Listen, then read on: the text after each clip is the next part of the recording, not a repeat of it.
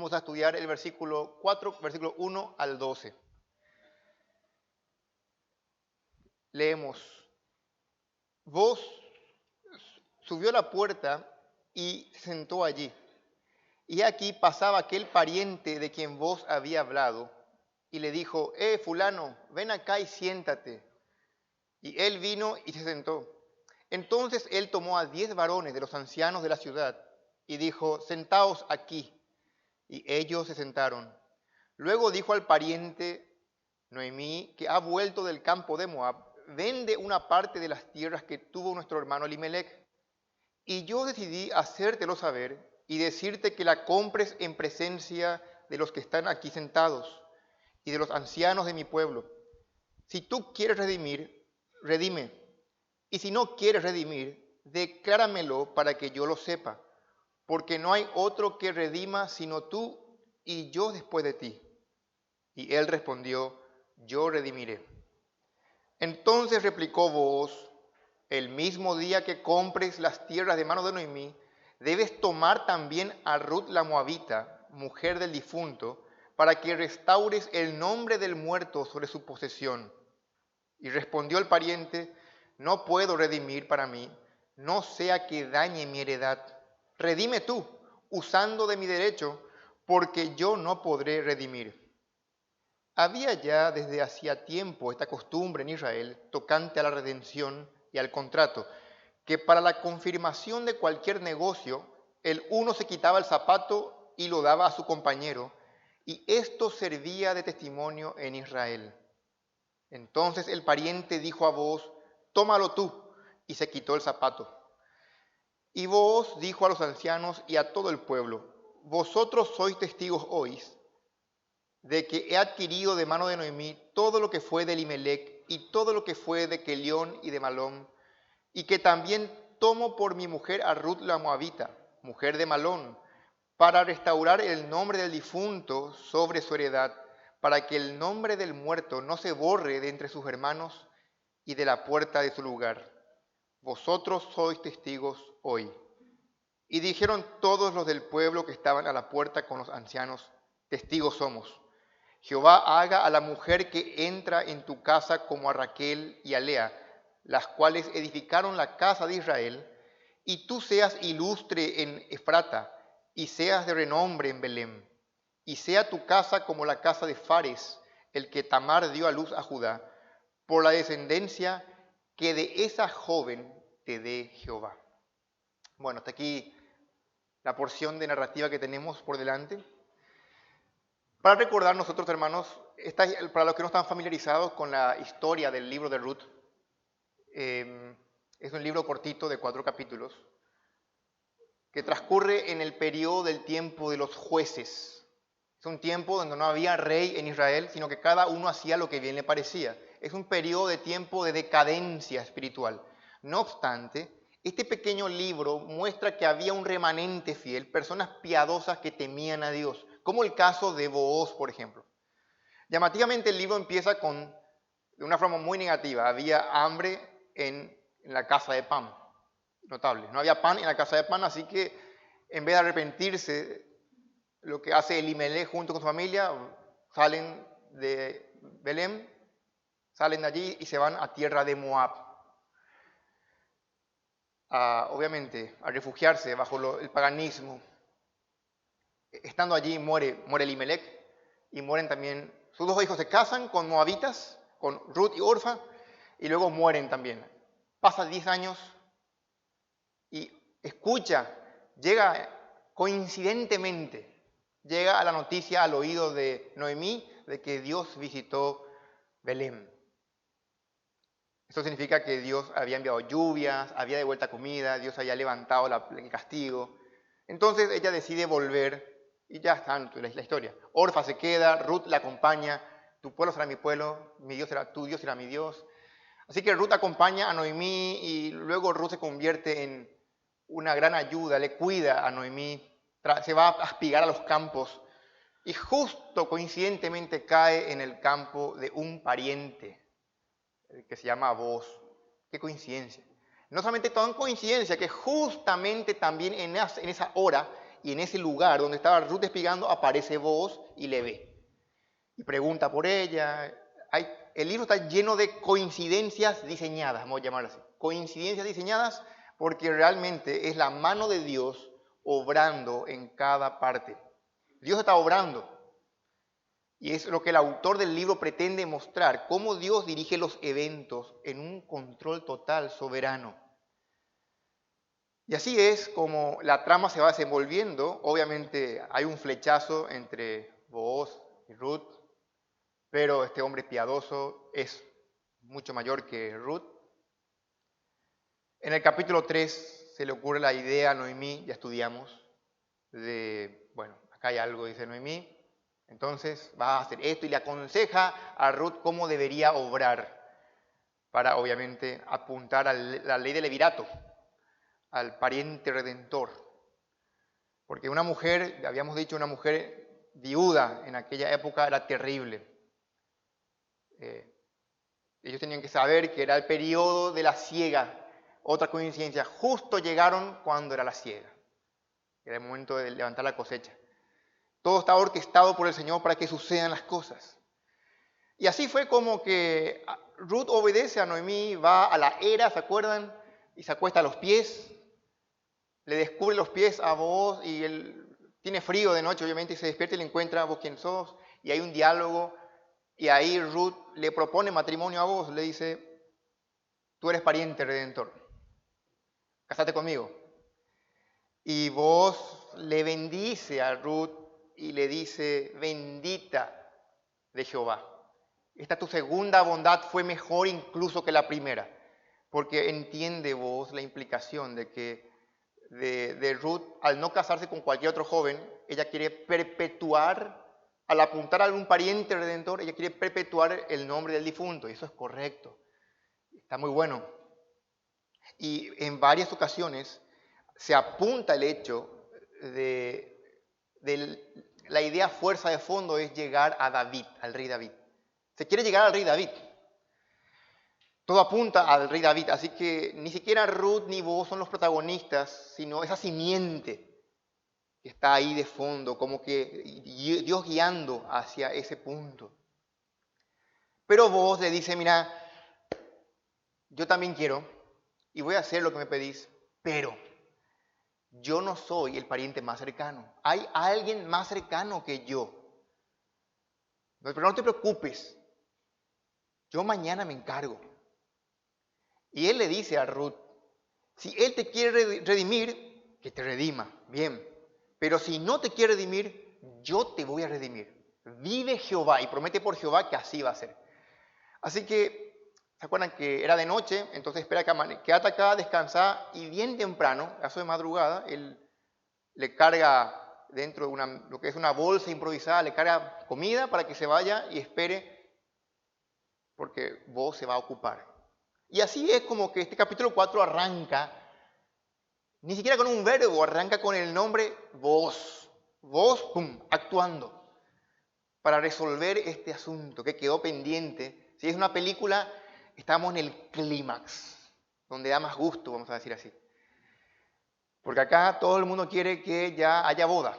Todo el mundo quiere esperar por fin el romance, el desenlace romántico. Bueno, este es el acto final del libro. Pero este acto final consta de dos, por así decir, escenas. La primera escena transcurre en la puerta de Belén y la segunda escena en la casa de Booz y Ruth 9 meses después. Eso vamos a ver con Diosnel el siguiente domingo.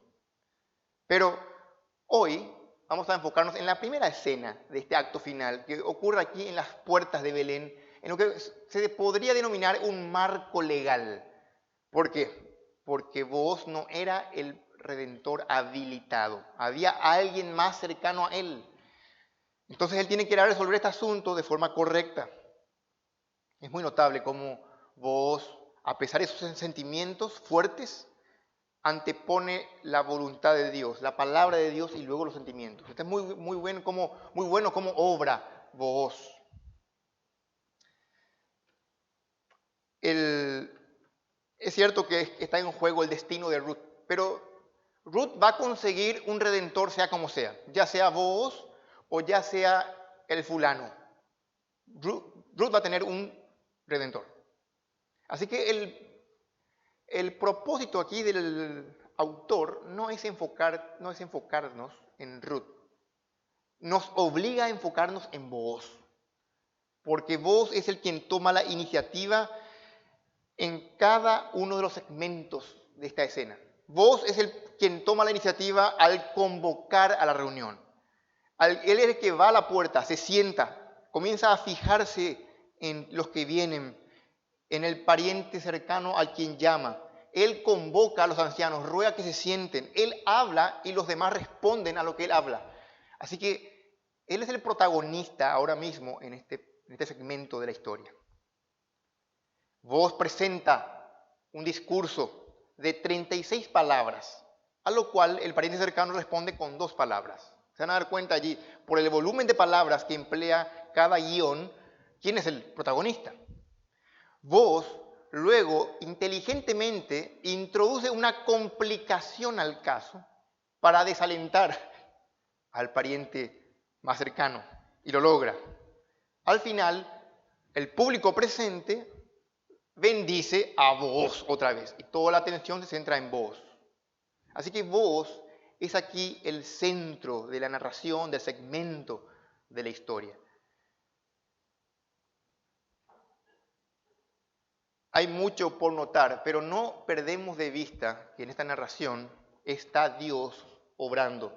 Abrí tu Biblia ahí en Ruth 3:13, para que vean que vos, dirigido por Dios, va a estar actuando. Ruth 3:13.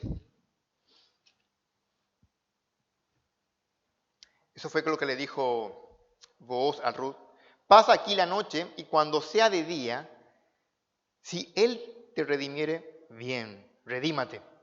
Mas si él no te quisiere redimir, yo te redimiré, vive Jehová. Descansa pues hasta la mañana. Bueno, ¿qué hace vos antes de soñar, Él se encomienda a Dios y él promete actuar en nombre de Dios?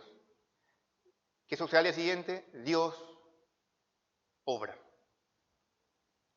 Y aquí justamente alguien que lee el libro, una persona no entrenada, un no creyente, va a pasar desapercibido un montón de detalles que nosotros no pasamos desapercibidos.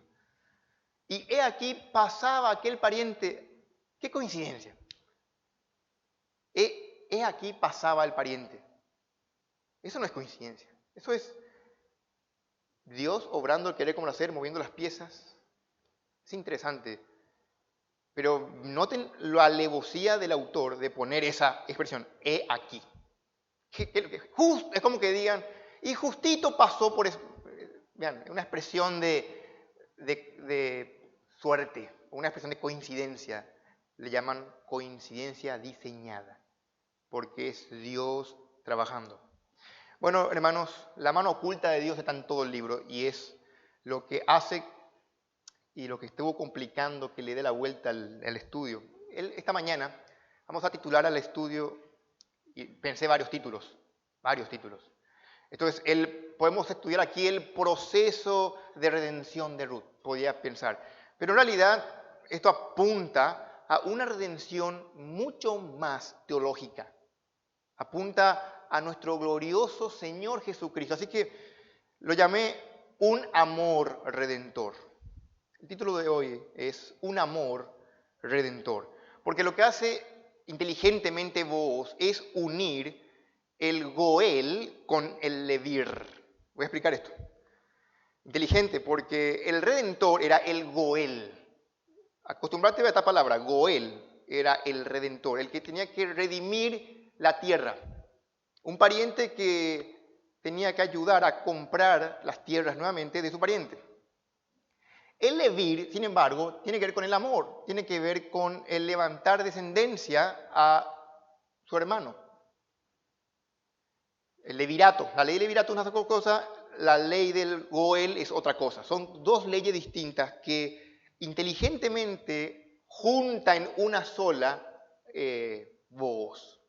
Ahora vamos a hacer la pregunta para poder responder, ¿cómo podía vos ser el pariente redentor? Bueno, tres cosas de forma breve, y estas tres cosas aplican a nuestro Señor Jesucristo. Tres cosas. Primero, tenía que ser legalmente habilitado. Vamos a ver, ese es el punto más largo, del 1 al 8. Vos podías ser el pariente redentor si era legalmente habilitado. En segundo lugar, debía ser acaudalado, tenía que tener el poder para redimir. Versículo 9. Y luego, en tercer lugar, tenía que querer hacerlo. Tenía que tener la voluntad de querer hacerlo. Versículo 10 al 12. Noten, debía ser habilitado, legalmente habilitado, debía tener el poder para hacerlo y debía querer hacerlo. Así podía vos ser el pariente redentor. Para que alguien sea un pariente redentor, tenía que estar habilitado, tenía que tener el poder para hacerlo y debía querer hacerlo.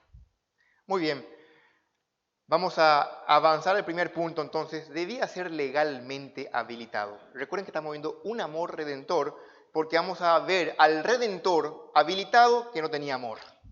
Vamos a ver aquí primero entonces los versículos 1 al 8 para entender y vamos a ir viendo por partecitas. ¿Qué hace vos? Por la mañana sube a la puerta de la ciudad. Claro, el capítulo 3 termina en la madrugada cuando vos le despide, antes de que los hombres se levanten de la era, a Ruth. Y termina la cena con Ruth llegando a la casa contándole todo a Noemí. Y Noemí le dice, tranquila hija, que este asunto se resuelve hoy. Y ahí el sol amaneciendo, te voy a imaginar los pajaritos tomando ya el café juntas, Noemí y Ruth. Y ahí termina propaganda y luego empieza esta cena. De este lado de la cena está ahora, se le ve a Booz llegando bien tempranito, bien temprano, todo duchado, listo, reentusiasmado. Al inicio de la escena se le ve aquí a Booz. Así empieza el capítulo 4. Booz subió a la puerta. Claro, Jerusalén estaba alto. Él estaba caminando hacia la ciudad, hacia la puerta. Subió a la puerta y se sentó allí. Vean, ¿por qué como que a la puerta ustedes ya no lleva un banquito? No, lo que pasa es que en la puerta era el lugar, como en otros lugares, la plaza, era el lugar donde había más concurrencia. Era el lugar donde probablemente era más fácilmente encontrar a el pariente cercano como a los ancianos, a los que iban a servir de testigos para la transacción legal. Ahí ocurre la expresión y aquí, que es una expresión de coincidencia diseñada. Pasaba el pariente en la puerta de la ciudad. Dije un comentario, en el cercano oriente, las puertas de la muralla del pueblo era el lugar de mayor tráfico y de visibilidad. Era allí donde se reunían los ancianos y donde ocurrían los trámites legales. Por eso le dice, ven acá, fulano, ven acá y siéntate. Porque era en la muralla donde había un gran espacio tipo salones para sentarse al lado de la muralla y ahí hacer contratos, inclusive se trataba el tema de los criminales. Recuerden una cosa, cuando se escribe Proverbios 31, la mujer virtuosa está describiendo probablemente a Ruth. Abrí, sin perder Ruth, abrí Proverbios 31.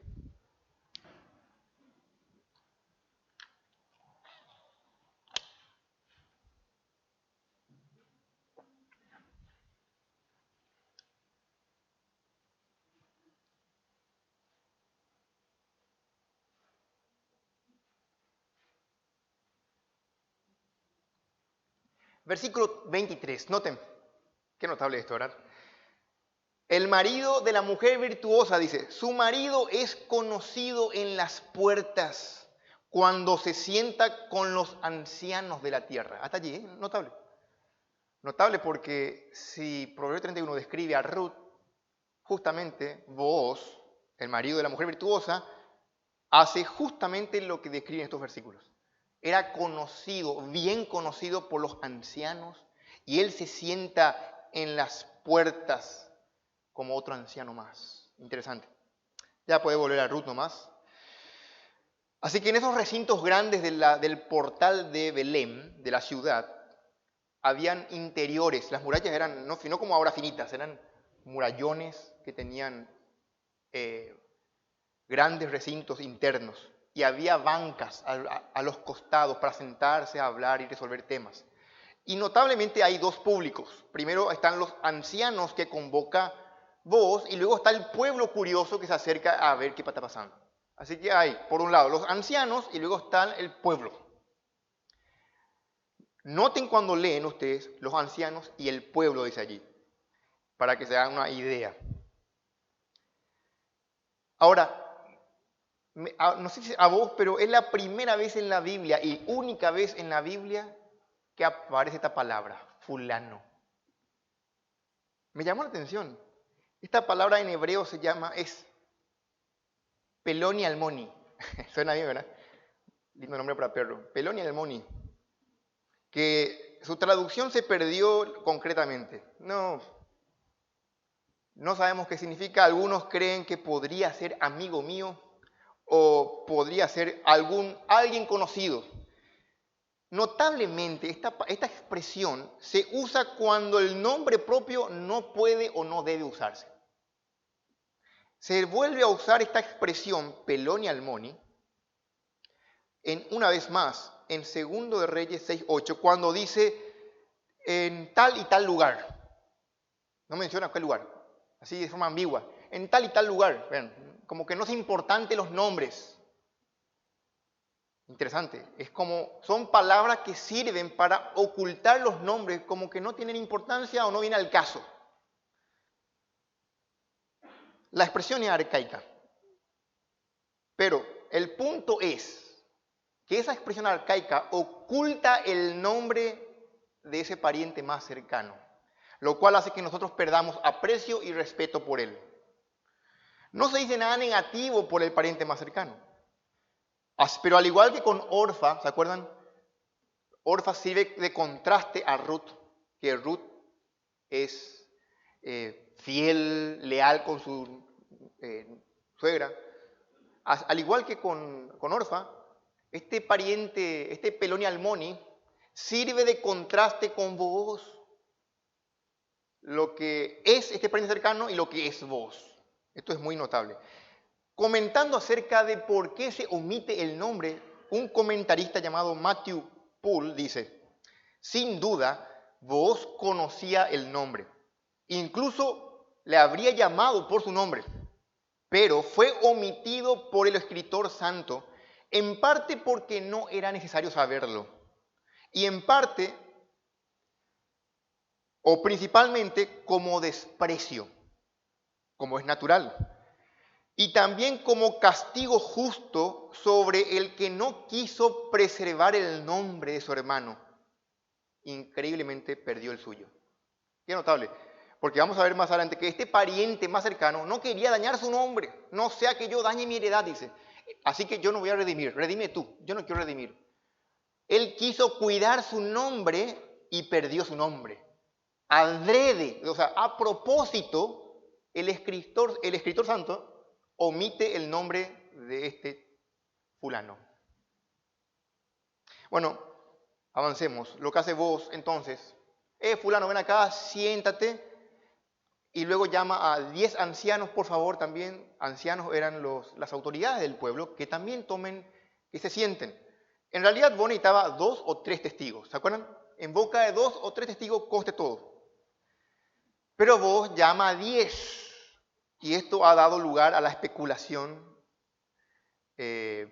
teológica.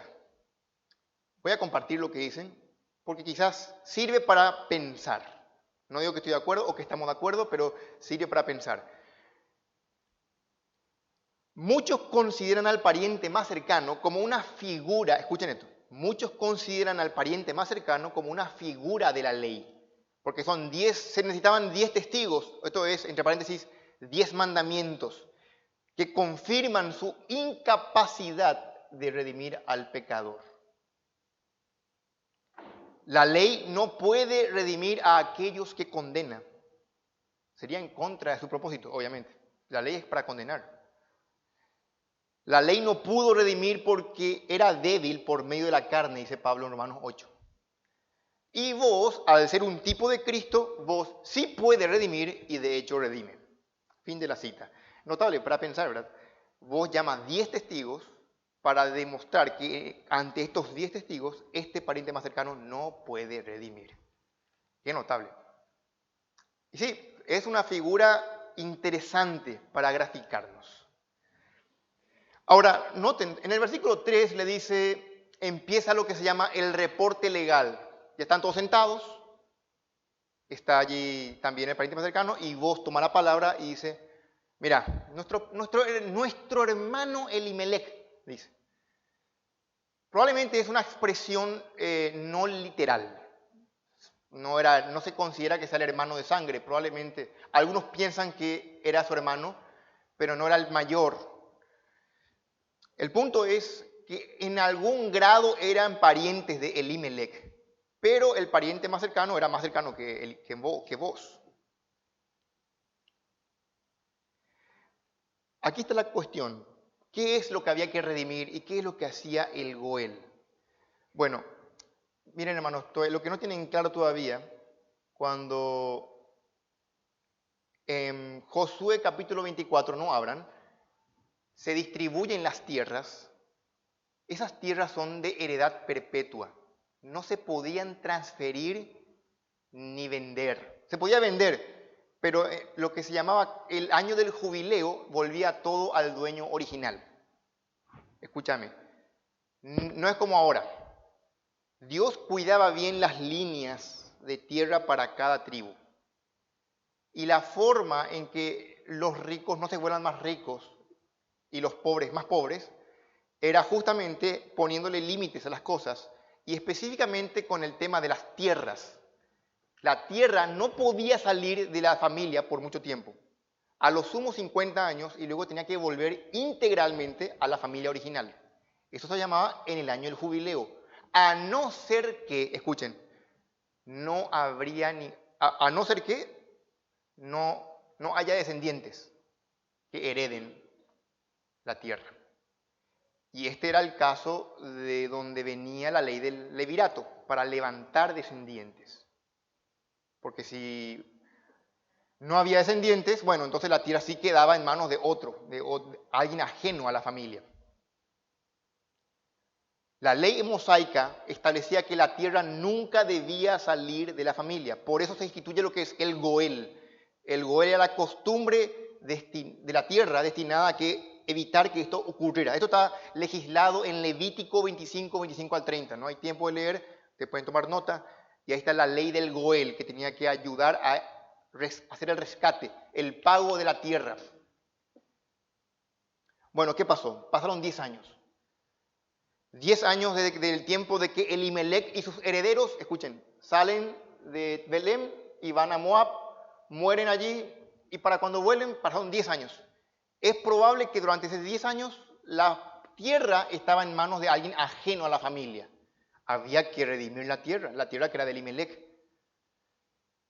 Entonces, cuando Noemí regresa, Noemí no puede ocuparse de ver ese tema legal. Ella estaban muriendo de hambre. La urgencia era no morir de hambre.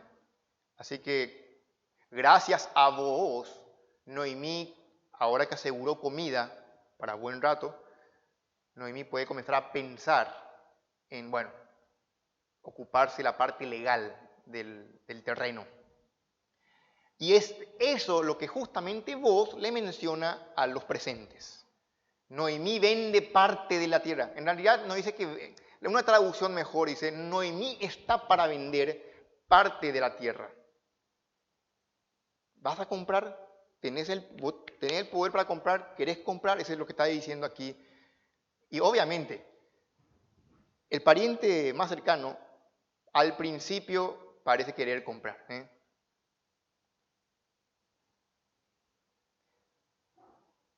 Por eso le dice el versículo 4, vos sos el pariente más cercano, vos tenés el derecho, vos, y luego después de vos estoy yo. Vos no dice, si vos no comprás, yo voy a comprar, no le dice vos, pero vos deja por sentado la implicación de que él sí quiere comprar. Se nota mucho. ¿Qué responde el Goel? ¿Qué responde aquí el pariente más cercano, el fulano? 2 palabras. Yo redimiré. Si Ruth estaba mirando esto por TV, se desmaya y no. Su corazón se vio partido. Pero la narración continúa. El lector está pensando, qué bronca, qué rabia. Pero ¿por qué Booz no le había mencionado todavía el caso de Ruth? Y aquí viene lo que es la estrategia de Booz.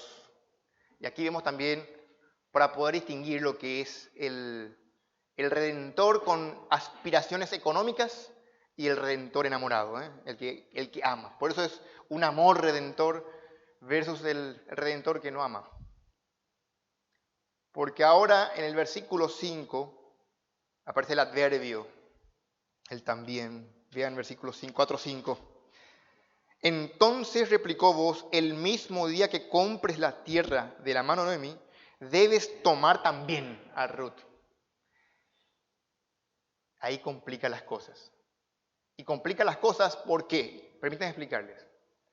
Porque el pariente más cercano estaba ya haciendo cálculos. Va a llegar el año del jubileo y estas tierras van a quedar para mí. Porque Elimelech, pobrecito, murió y sus 2 hijos murieron, así que ya no hay descendientes. Y Noemí está viejita, no va a tener más hijos. Entonces yo voy a comprar la tierra y voy a hacer una gran inversión. Voy a redimir, dice él. Cuando Booz le dice que tiene que casarse con Ruth para poder levantar descendencia al hijo de Malón, ahí por primera vez nos enteramos que Ruth era la esposa de Malón. No sabíamos, a esta altura del libro no sabíamos esposa de quién era, si era de Kelión o de Malón. Ahora nos enteramos que era de Malón.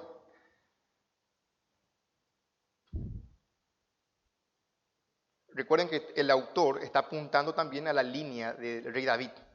Por eso dice justamente, versículo 6, 5 todavía, para que restaures el nombre del muerto sobre su posesión. Vean esa expresión, para restaurar el nombre del muerto.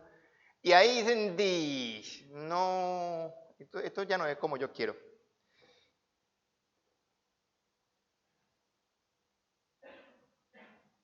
Esta transacción no es tan simple como estás pensando.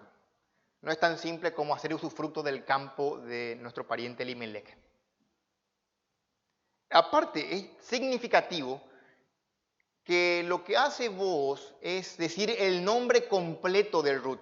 Ruth la Moabita. Está a propósito de eso. Probablemente porque él quería sembrar dudas en la mente del Goel, en la mente del pariente más cercano, sobre si le convenía o no. Quizás algún sentimiento anti-moabita, haciéndolo menos proclive a aceptar la propuesta de Noemí. Lo que sí es que funcionó. Al escuchar que va a tener descendencia, tiene que tener un hijo con Ruth, la moabita. Ya no es tan sencillo el negocio, él comienza a cambiar su opinión, ya no quiere redimir, sino que no, por el contrario, quiere ceder su lugar al siguiente en la lista, que es Booz.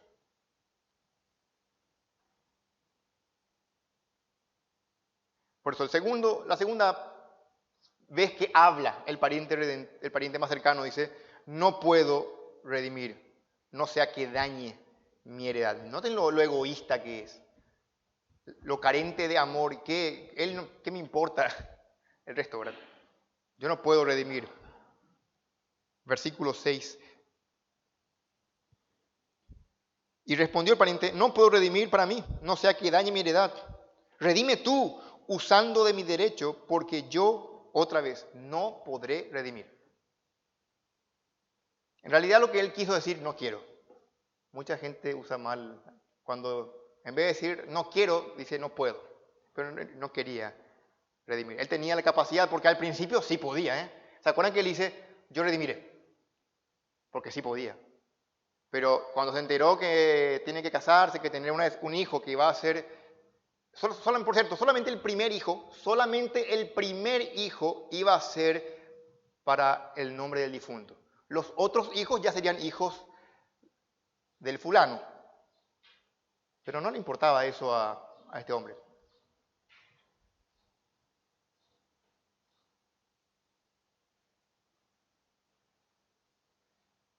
Probablemente se acercaba ya el año del jubileo y él estaba pensando, voy a trabajar apenas unos pocos años y luego la tierra va a tener que volver todo a manos del descendiente, que también va a ser su hijo, por cierto, pero a él no le importaba. Él quería preservar su propio nombre y no preservó su nombre.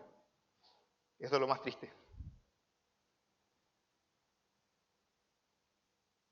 Él quería protegerse a sí mismo, quería proteger su heredad, quería guardar su nombre para sus herederos, abandonó su derecho a redimir y desapareció de la historia. Su nombre fue borrado de la historia. El narrador ahora va a hacer una pausa. Interesante, porque el narrador hace una pausa para explicar algo y esto nos da a entender de que el libro fue escrito mucho tiempo después de los eventos. ¿Entienden eso? Porque si escribieran el día de Ruth no había necesidad de escribir esta declaración. Versículo 7.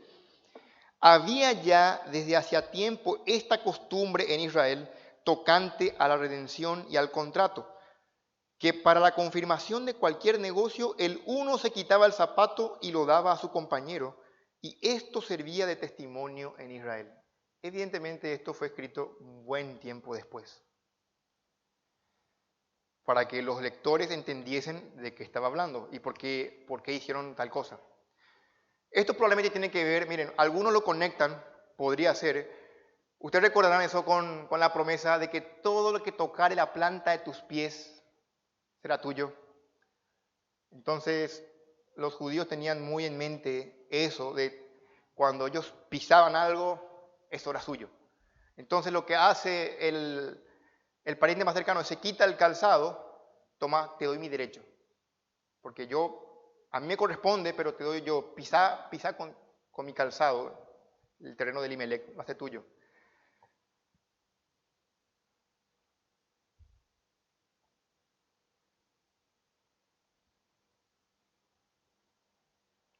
Ahora, esta manera de confirmar era una protección que tenía, miren, dos protecciones tenía, dos salvaguardas tenía vos. En el caso de que le quieran crear problema el día de mañana, vos tenía 10 testigos, tenía al pueblo que escuchó y tenía ahí la prenda, el zapato que se quedó para él, del pariente más cercano, de que le cedió su derecho.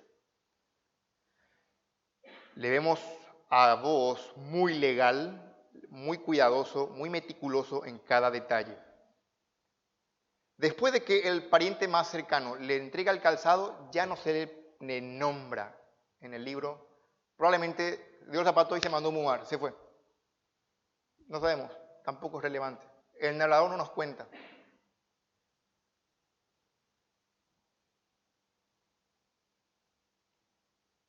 Vamos a ver el segundo punto. Entonces, este es el primer punto. Con una estrategia impresionante, vos queda habilitado para ser el pariente redentor. De no estar habilitado a estar habilitado. Impresionante, ¿verdad? El segundo punto, un amor redentor debía ser acaudalado, tener el poder para redimir. Ya conocen algo de vos tenía capacidad económica y sí podía. Versículo 9, y vos, dijo a los ancianos y a todo el pueblo, vosotros sois testigos hoy de que he adquirido, vean, ya, él no dudó, ella adquirió de mano de Noemí todo lo que fue de Elimelec y todo lo que fue de Kelión y de Malón. Vean, de Elimelec, de Kelión y de Malón. Él va a redimir todo completo. Esto resulta en la respuesta de Booz al proceso judicial que estuvo pasando recién. Se requería mucha inversión y mucho poderío. Todo apunta a nuestro Señor Jesucristo, que tenía la capacidad, la riqueza de poder ser el Redentor, el Era santo, sin pecado y podía redimirnos.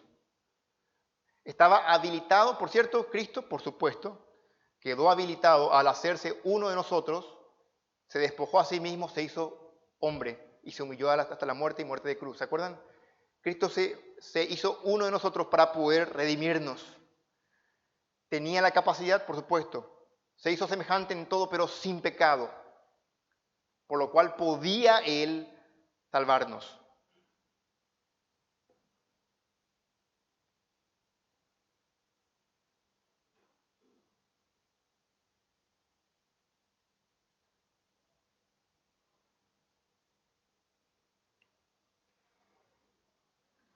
Vos lo que haces es un discurso de despedida ante los que están escuchando allí, tanto el pueblo como los ancianos.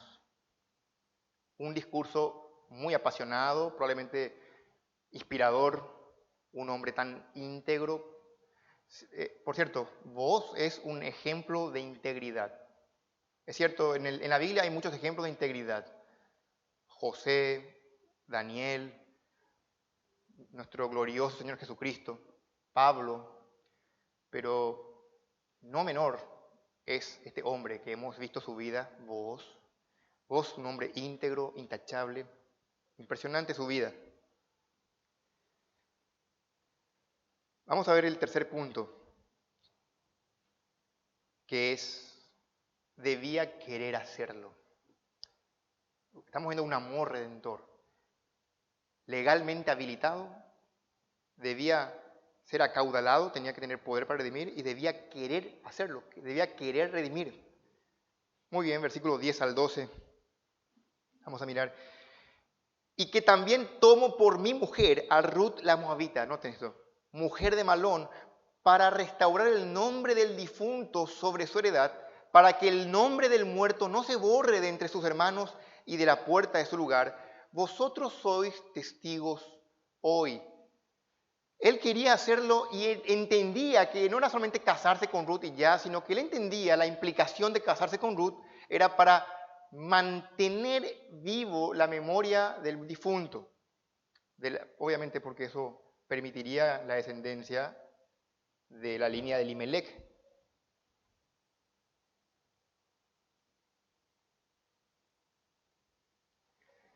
¿Cómo reaccionan la mayoría al proceso judicial?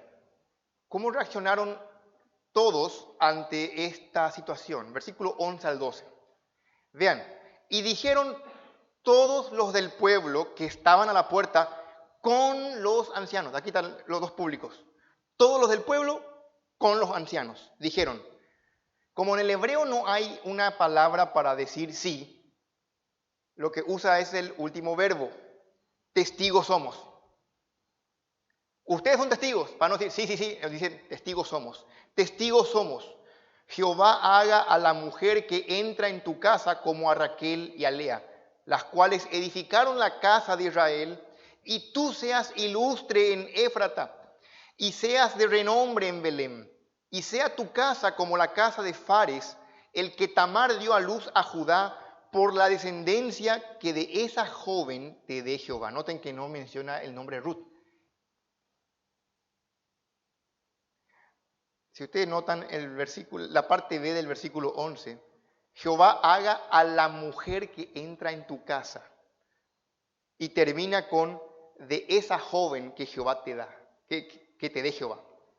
Es como que hay un mini quiasmo allí entre, y van a ver, notable para pensar. Estaba mirando cuando ustedes comienzan a poner, es notable cómo está hilvanado esa oración. Esta es una triple bendición, tiene tres partes.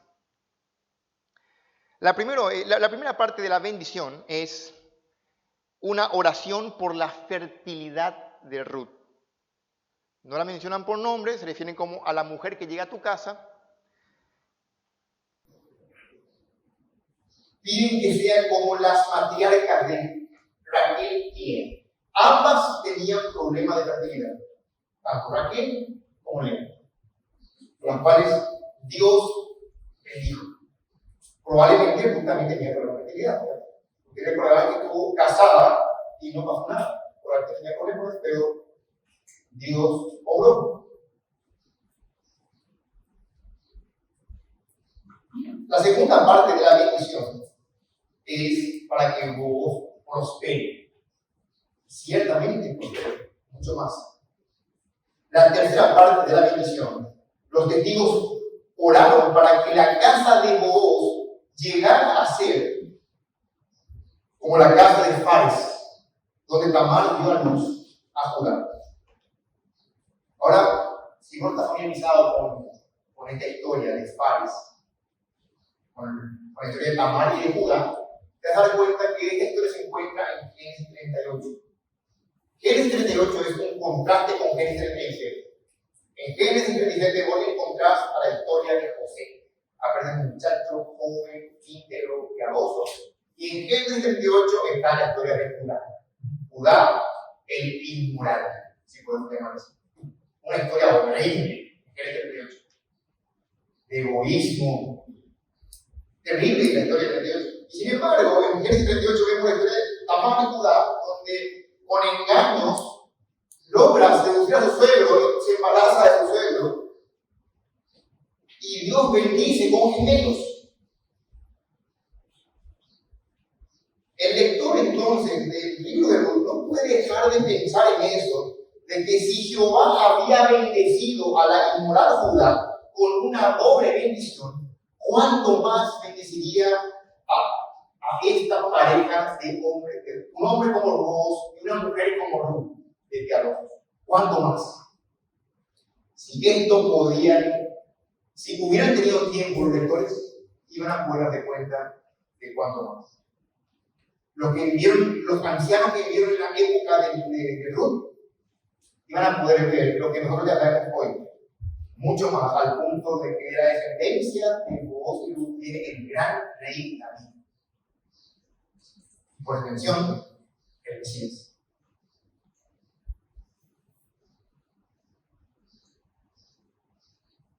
Los testigos no apelan, a pesar de las características morales de Booz y Ruth, no apelan a la forma de ser de ellos, sino apelan a la fuente de toda bendición, que es Dios, a la misericordia de Dios. Reconocen a Dios como la fuente de la bendición para la familia.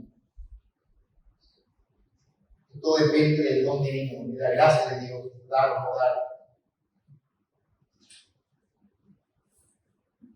Bueno, hermanos, hasta aquí es la parte de la historia que tenemos, este episodio hermoso de narración. Vemos aquí un proceso legal, vemos aquí idas y vueltas, y para la bendición era difícil encontrar el punto, ¿verdad? Pero desenvolver el punto era ver sencillamente a un amor redentor versus un redentor que no amaba, que no quería bienes económicos. Vos es un tipo de Cristo. Porque Cristo es, al fin de cuentas, el pariente redentor de la humanidad. Estos arreglos para acercarnos a Dios. Te pones a pensar. Cristo fue legalmente habilitado, tenía la capacidad de hacerlo y quería hacerlo. Por eso cantamos: Señor, mi redentor y roga. Y luego una parte dice: ¿cuánto le costó? Porque no solamente estamos hablando aquí de mucho dinero, sino que Cristo nos redimió, si lo pensás bien, al punto de morir. Mas tú sufriste hasta la muerte. Cantamos así. Él nos redimió pagando con su sangre. Con su sangre nos ha redimido para Dios. El justo murió por los injustos para llevarnos a Dios.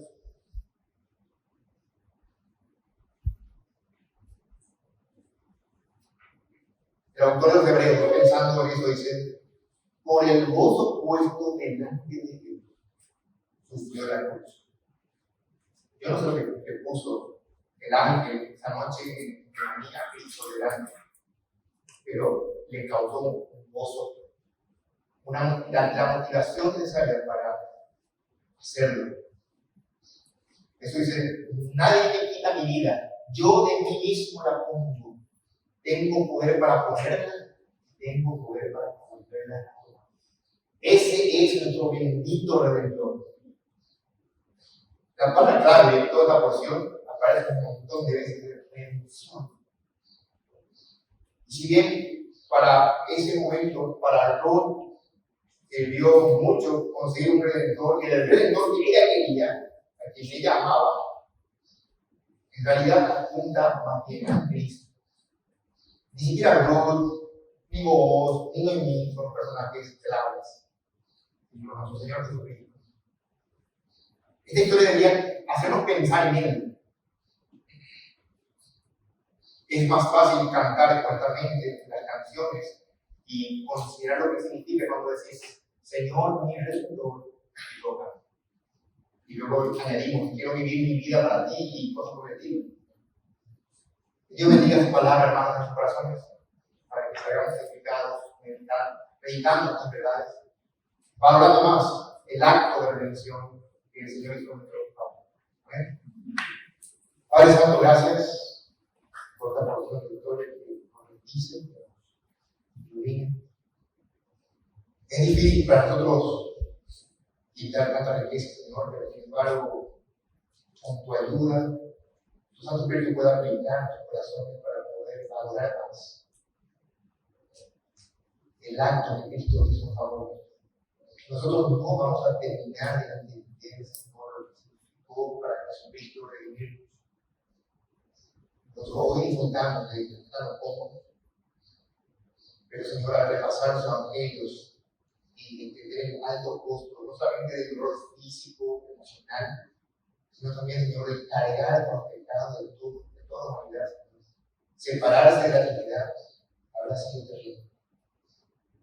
Te pedimos, Señor, un poco más de reverencia, que tú obres en tus corazones para concentrarnos en tu palabra y que tu palabra viva nos santifique.